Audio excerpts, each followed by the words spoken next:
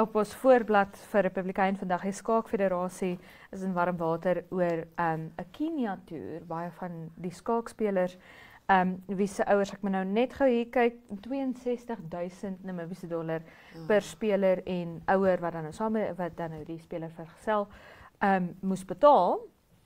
En toe vind hulle uit, maar daar's 'n borg van die Namibië Skoolsportunie gewees. Ja, van 200.000. Ja. Irene, ja. Ja, en dit kom blykbaar uit op, ek glo, so 6.000 Namibiese dollar per speler.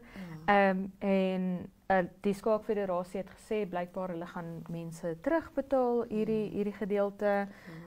Maar dit het nou nog nie gebeur nie en ons baie voormalige komiteelid Irene se kind wat nou ook hierby betrek word, wat baat gevind het by hierdie borgskap. Ja, dit is altyd 'n teerpunt.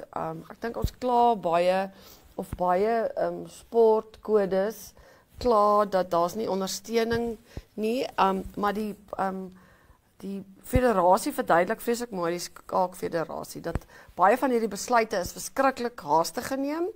En toe hulle nou hoor, wat ek ook kan verstaan, maar okay, daar is 'n borgskap van 200.000, moes hulle dit onmiddellik aanvaar en ek dink dit was nog maar net administratiewe pligte wat maar net agterweeg gebly het, maar ek wil dit word uitsorteer.